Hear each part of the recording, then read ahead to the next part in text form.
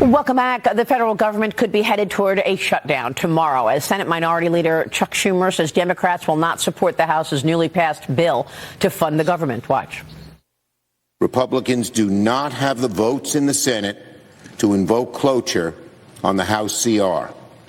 Our caucus is unified on a clean April 11th CR that will keep the government open and give Congress time to negotiate bipartisan legislation that can pass. I hope our Republican colleagues will join us to avoid a shutdown on Friday. Elon Musk reacting on X, saying that's why they call him Shutdown Schumer. The Senate Republicans' account on X writes this: the most unbelievable part of a Schumer shutdown is that it has no purpose. There is no goal other than to oppose Trump.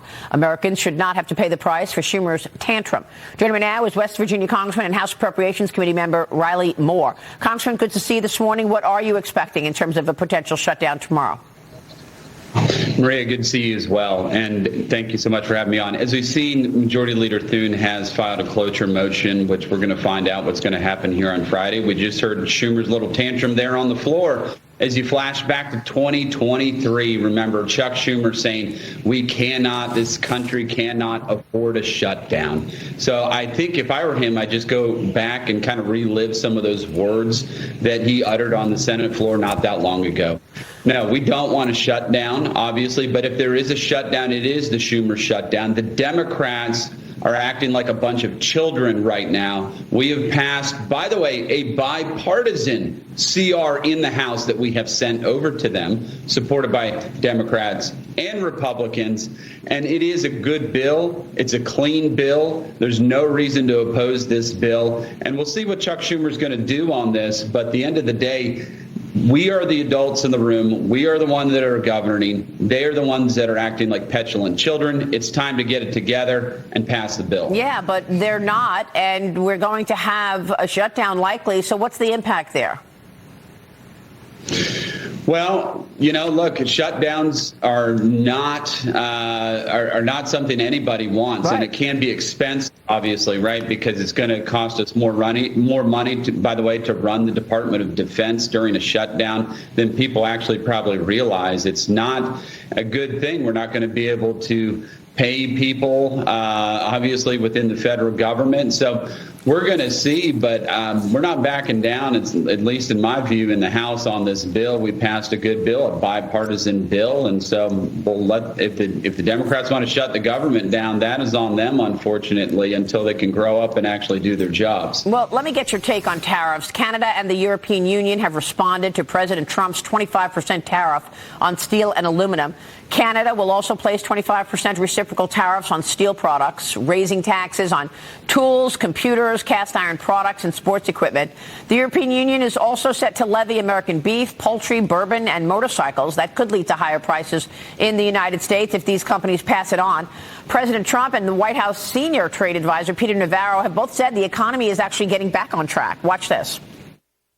We have great inflation numbers, by the way, just got released. Inflation is way down, and it's based on what we've done, and we've done it in a very short period of time. What we saw today was a beautiful number. We saw a fall in gasoline prices. We're seeing a very healthy ordered decline in mortgage rates. We like where we're moving. It's a transition from Bidenomics to Trumpnomics 2.0. We do it the way we are doing it. We can avoid the recession that would otherwise have happened if Joe Biden were still in the Oval Office. Congressman, your reaction?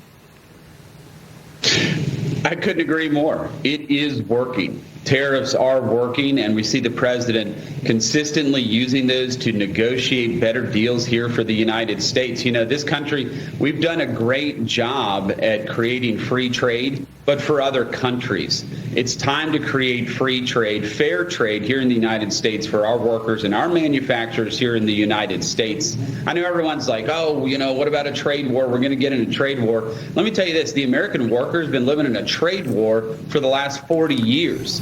Their jobs have been getting shipped overseas for decades now. And so what Trump and Pete Navarro just said right now, what President Trump said, they are correct. prices are starting to fall. This is working. Jobs are being reshored here in the United States.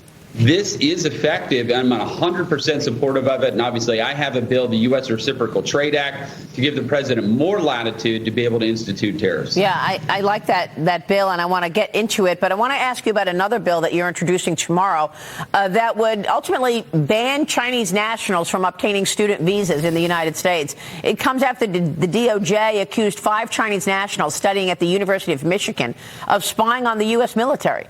We've seen this story before, for sure, Congressman. In 2023, nearly 300,000 Chinese students were studying at American universities. That same year, more than 100,000 visas were handed out to Chinese nationals.